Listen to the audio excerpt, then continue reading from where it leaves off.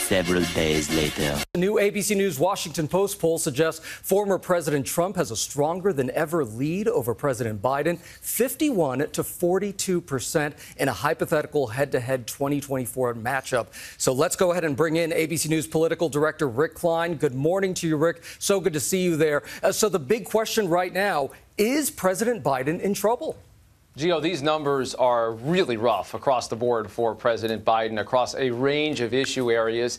And on that big number, 51-42, I should note that is well outside of what we've seen in other recent polls. This poll is an outlier. Other recent polls, our partners at 538 have done an analysis that have it more like a 1 or 2 point race. But whether you think this is going to be a couple of points in either direction, you have to recognize that right now the country is frustrated. Looking inside this poll, the perceptions of the economy are just plain bad.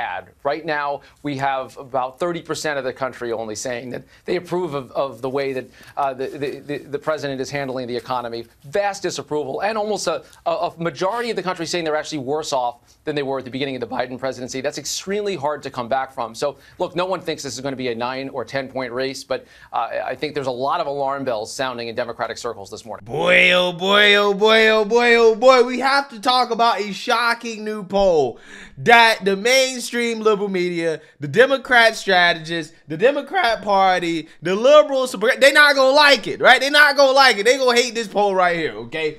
Because this poll right here is stunning. It truly is. It is a shock poll that shows President Trump beating Biden by double digits in a ABC Washington Post poll, okay? So this is ABC, Washington Post, a liberal media poll, okay? And in this poll, Trump is crushing Biden, crushing him. 52 to 42, a 10-point jump, okay? 10 points. Also, if you look at this poll, among independents, Trump is up 13 points. Again, what happened to all those people that claim that Trump can't win independents? Trump isn't electable in the general. Why are you running Trump? Yada, yada, yada. Again, I'm telling you, right?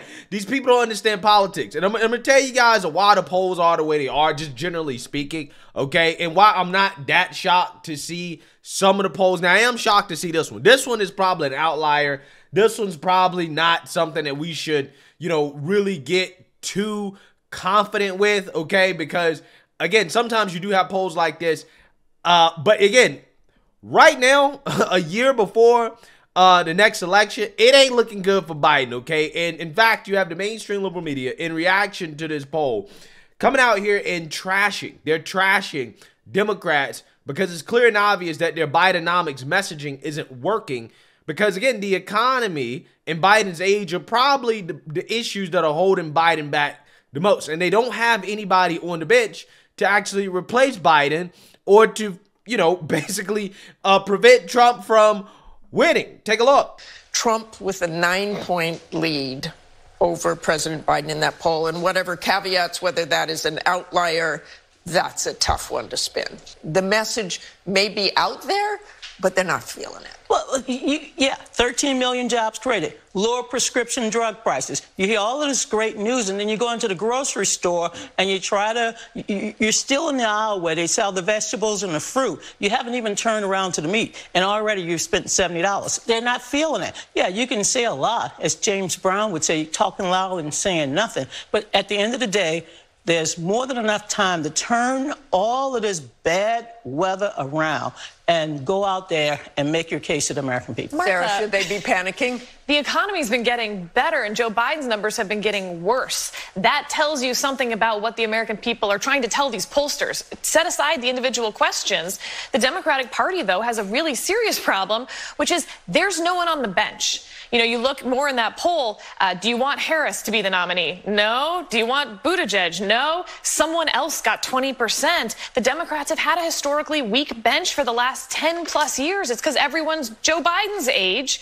So there's no one to replace Biden on the ticket. And so they're stuck with him a little bit. And his numbers keep going down and his appearances keep getting worse. And speaking of that age, they talk about as such a huge factor. Obviously, He can't do anything about that, but he does keep saying, just look at me, and people look at him. Right, and this poll is the result of what they see, right? That when you have an unfixable issue like that, right? You cannot make the president younger.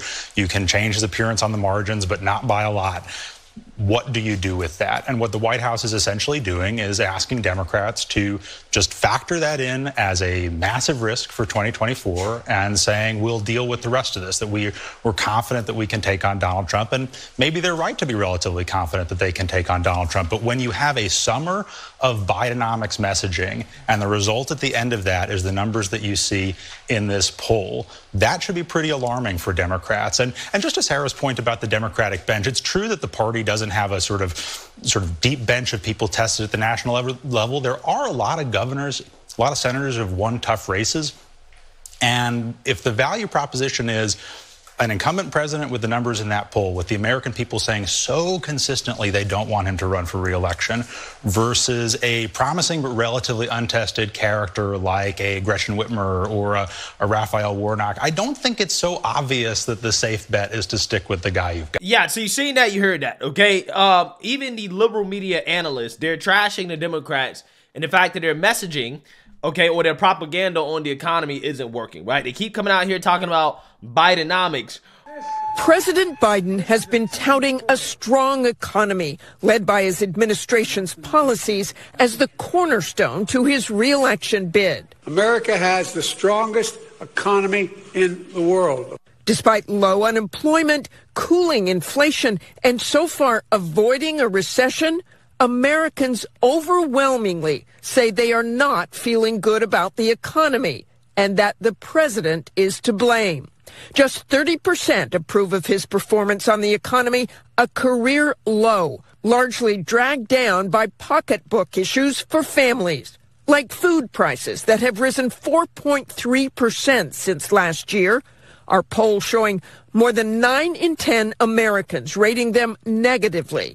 Voters across the country telling ABC News they are frustrated. Costs a lot more to buy a loaf of bread these days. We're all trying to survive. We can't even work 2 jobs at this point and try to make it. I don't think that anybody is really paying attention to the working man. Nearly as many upset about gas and energy prices after a brutally hot summer.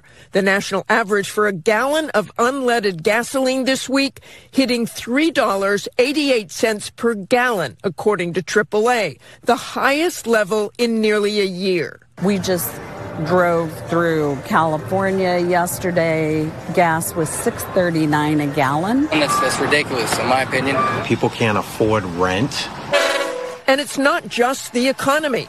The other hot button issue, immigration. Our poll shows only 23% approve of his handling of the situation, another career low. All this putting his job approval rating 19 points underwater, one of many challenges facing the incumbent president in his quest for re-election. Yeah, so you've seen that, you heard that, okay? The American people are not being fooled by the administration and the mainstream liberal media's propaganda about the economy, okay? I mean, the average American is paying $700 more per month for just to live than they were before Biden took office. Interest rates, mortgage rates are at an all-time high. It is unaffordable to buy a house, okay? It is unaffordable to live, and that is how regular average day Americans are feeling, especially considering how real wages have not increased enough to compensate for the increased cost of living, okay? When people feel like it's more expensive to live under your administration, it doesn't matter the propaganda that comes out of the White House, okay, about how the economy is so great, everything's so good. When people, like, they can feel that, hey, my dollar is not worth as much as it was before you got into office, right? And that's a big, big, big problem, okay? People can't buy as much, they can't consume as much, and that's an issue, right? Again, you saw that immigration is an issue.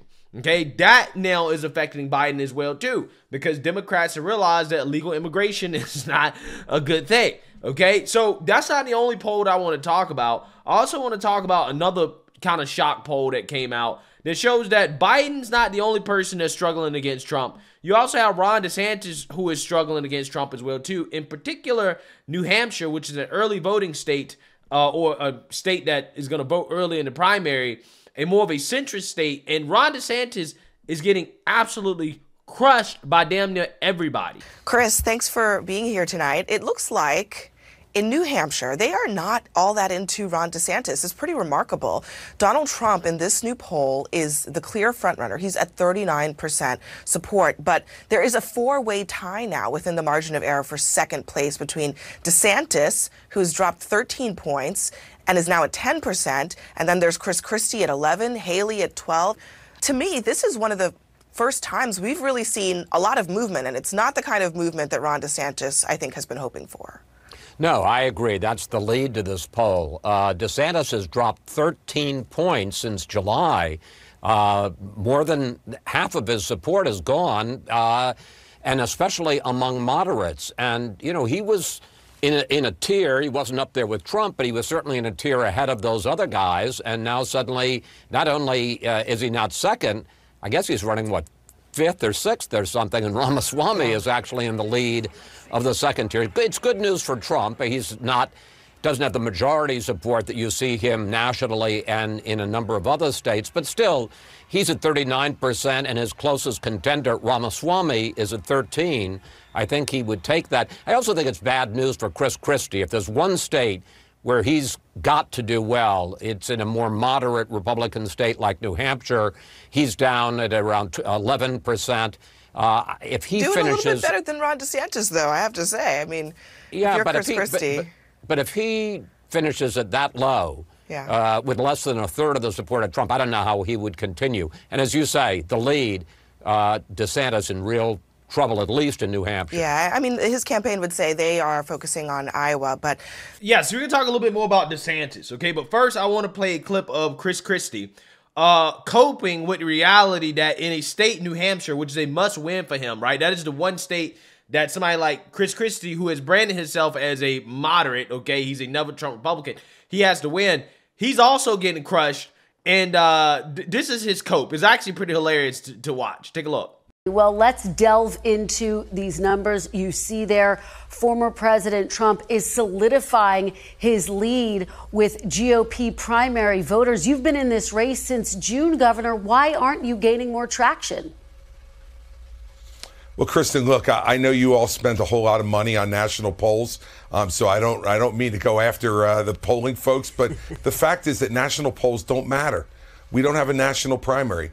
If you look at Donald Trump in the latest polls in both Iowa and New Hampshire, the two earliest states, he is barely at 40 in Iowa, and he is under 40 at 34 and at 38 in New Hampshire.